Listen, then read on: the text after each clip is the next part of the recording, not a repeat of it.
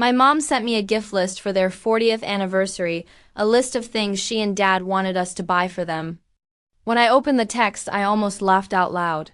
3 luxury items. Not suggestions. Not options. A list.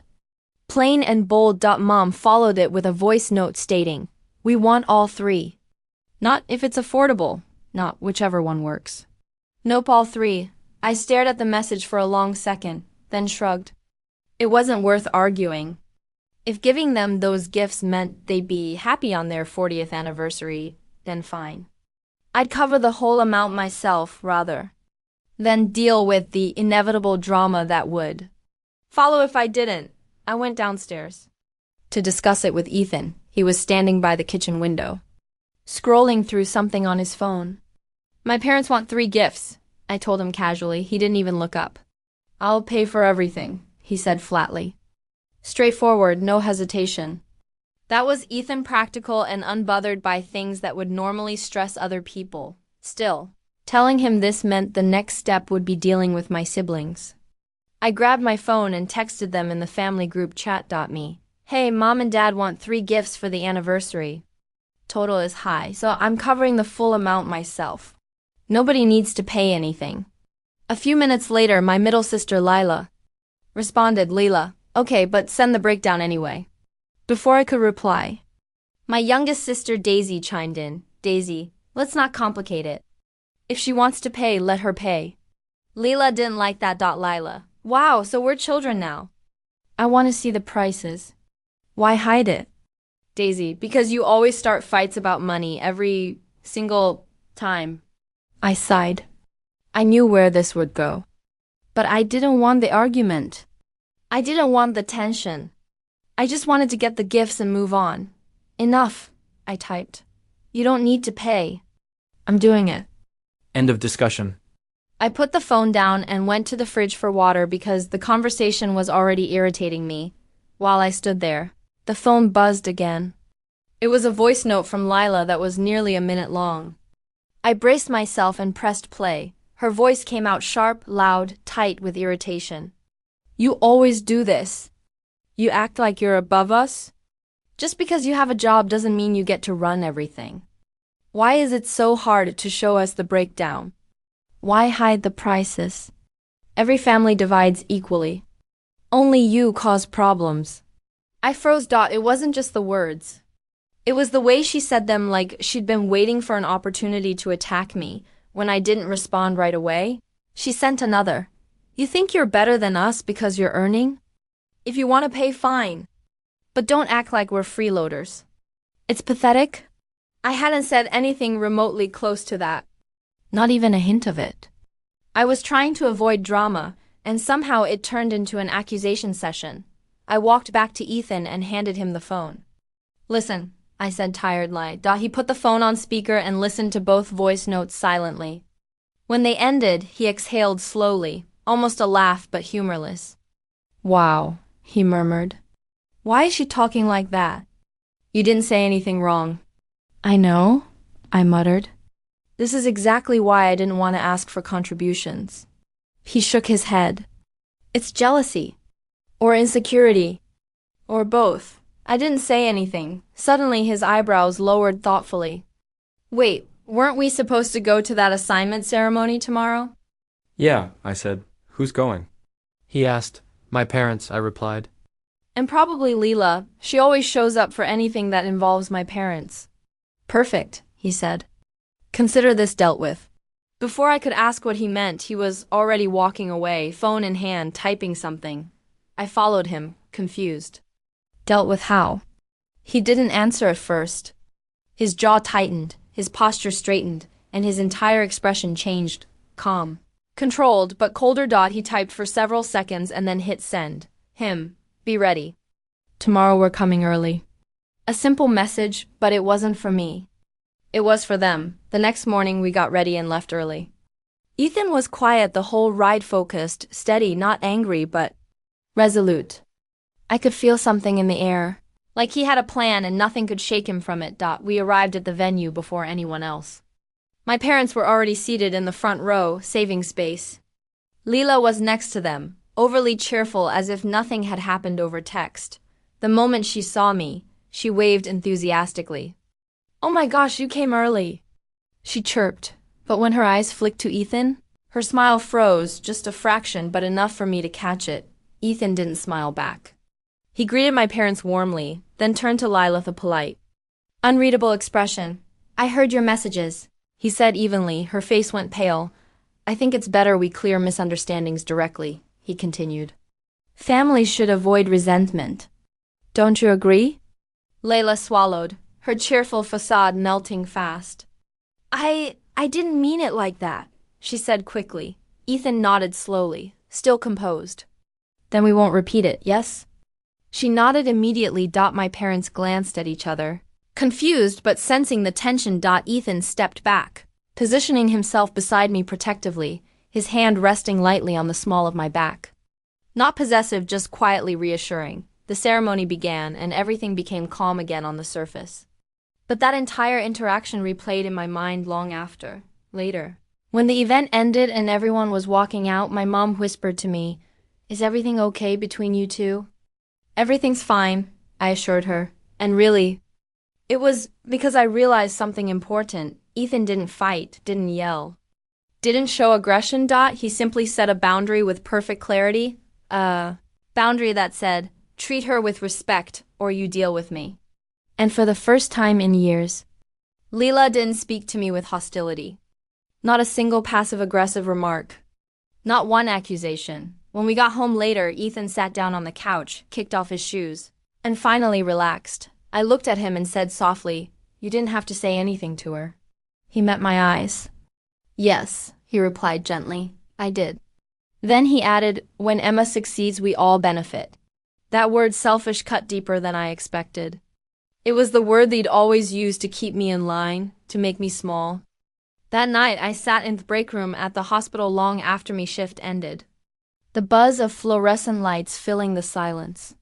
My notepad lay open on the table, a list of figures scrolled across it, numbers I couldn't see.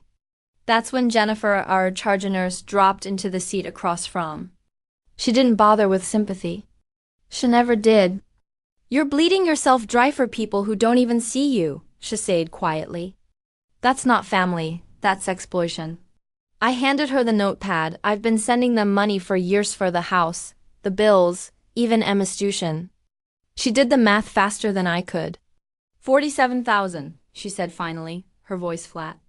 "That's what they've taken from you." The number hit like a punch. All those shifts, all those nights it went home too tired to eat. My sacrifices had been rerouted to fund my sister's perfect little life.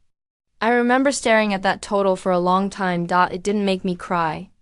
It made me still, because once you see a pattern clearly, you can't unsee it. That was the night it stopped being their safety net. The first missed payment went unnoticed for a week. Then the phone calls began. My mother called first, her tone sugary and brittle. "Sweetheart, I think there's been a mistake. The mortgage payment didn't go through." Then my father's voice followed, full of accusation. "Yuck, no, this family depends on you. Don't you dare make us look irresponsible." Even Emma chimed in a few days later. Her voice sounded small, almost guilty. "Mom's freaking out, Nora. Can you just handle it, please? You know, I'm under a lot of stress with work right now." That word again, stress. I almost laughed. I'd spent years living on caffeine and adrenaline, patching together other people's emergencies. But the moment I stopped patching theirs, they fell apart. That's when I made my decision. Calm, strategic. I called my mother and said, "Let's have dinner Saturday night. Let's talk about contributions." There was silence on the line, then relief. "Of course," she said, already confident one. "We'll cook something nice." They thought it was reconciliation. It was preparation. The days leading up to it dinner, I worked my shifts, paid me on bills, and built my evidence. Every transaction, every receipt, every transfer I'd ever made into their account. I printed them all organizedly in a folder thick enough to snap their illusions in half. Saturday came. My mother cooked like she always did when she wanted control. Roast beef potatoes, green beans glazed with butter. My father opened a bottle of expensive wine he couldn't afford without me. Emma arrived lost, glowing her engagement ring, catching the light like it had something to prove. I sat down quietly, the folder beside me. My heart didn't race. My hands didn't shake. For once I wasn't the nervous zone. Dinner started the way it always did. Forced laughter, small talk, a performance of family unity. My father eventually cleared his throat, signaling discussion. Nora, he began, voice firm but rehearsed. We need to talk about responsibility. You can't just stop contributing because you're upset. This family relies on you. My mother leaned in, her tone sharp but sweet. We'll have to make sacrifices. Emma's at a crucial point in her career. When she succeeds, it lifts us all. Emma smiled faintly as if her life depended on it. Then my mother said at it those same cruel words she'd thrown at me weeks before, except now they landed differently. You'll never be as good as your sister. The table went quiet. Even the clock seemed to hesitate. I pushed my chair back slowly, steadying my hands on the table edge. Then ask Emma to pay her bills. The words cut through the room like a scalpel. The wine glasses stopped mid-air, and in that silence so sharp, so absolute, I knew the performance was over. The silence after me words stretched like a fault line. I could hear the faint ticking of the hallway clock, the hum of the refrigerator, even the soft crackle of candle wax melting down the wick. No one moved, not even Emma. I reached into me bag and pulled out the thick folder I'd been carrying for 2 weeks. The quiet weapon I'd built page by page. I placed it in the center of the table and opened at it slowly. Paper whispered as I laid out evidence transfers, bank statements, loan receipts, a mountain of truth in black and white. I've paid $47,000 into this family in the past 2 years. I saved evenly. The mortgage, Emma's loans, her car, even her credit card debt. Emma blinked, stunned, her mouth parting like she was about to deny it until she saw her name printed across every page. Her voice broke first. Mom, Dad, I didn't go. I thought you were helping me. Of course, she didn't know. That was the point. They'd kept her polished and guiltless while I carried the weight for all of them.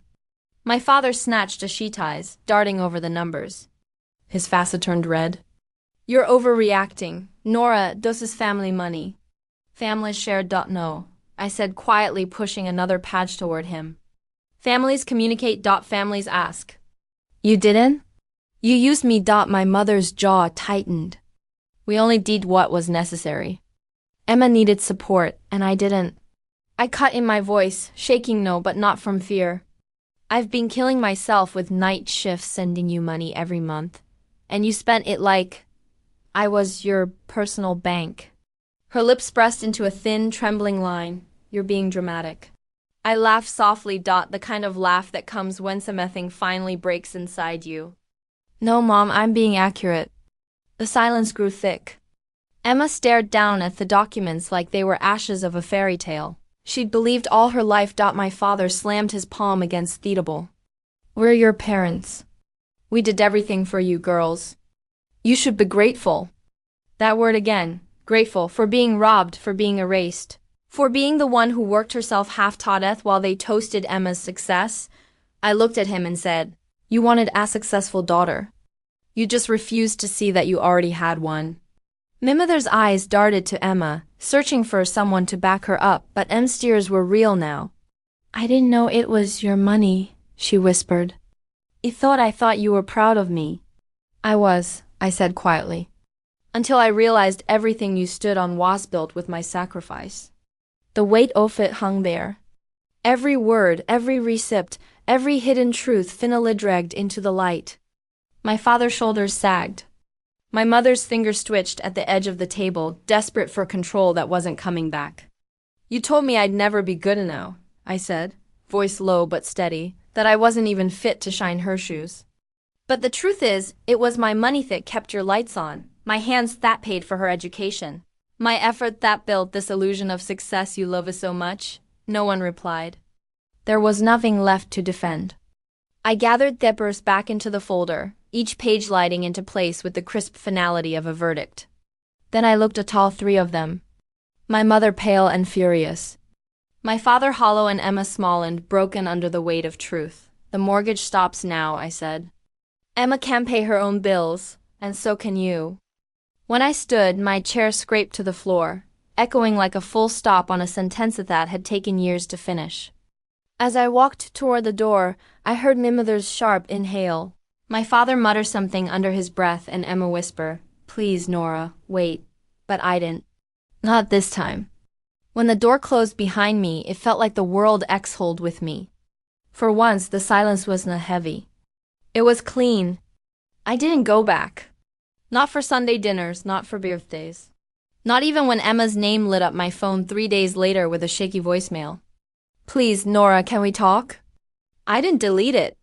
I just didn't answer. 2 weeks later, I accepted a new positioner's practitioner at a hospital 3 hours away. $120,000 a year. My own apartment, my own life. The first space I'd ever had where no one used my worth against me. Meanwhile, back home, the house Thetan smelled like roast dinners and red wine was rotting from the inside out. Without my payments, the mortgage fell behind. My father called me once more, just once, but I didn't pick up. 6 months later, I heard from a neighbor that the house was gone, foreclosed. The empire of favoritism had crumbled. Emma's engagement collapsed, too. Her fiancé left when he realized the lifestyle he'd fallen for wasn't hers to give. She called again, then crying this time, begging for help. I listened to the message once, her sobs echoing through my car speakers, and deleted it because I finally understood I was never the weak one. I was the foundation. And since I stepped away, the whole structure of lies fell under its own weight. I didn't need revenge. Watching them see the world without me was enough. In Minyu City, I built something real. Friends who didn't measure my value by comparison. Co-workers who said, "Thank you," neighbors who noticed when I wasn't home. For the first time in my life, I wasn't invisible. And when I walked into my new hospital name tag clipped to my coat, the weight that US had to sit on my chest every day was gone completely. Because peace, I learned, doesn't come from being loved. It comes from being free. Sometimes walking away is the loudest statement you'll ever make. If you've ever been the forgotten one, the overlooked sibling, the person who gave everything and got silence in return, remember this. Your worth isn't decided by anyone's applause. It's proven by how you rise when no one's watching. Tell me in the comments, have you ever had to choose between family loyalty and your own peace? And don't forget to subscribe. More stories like this are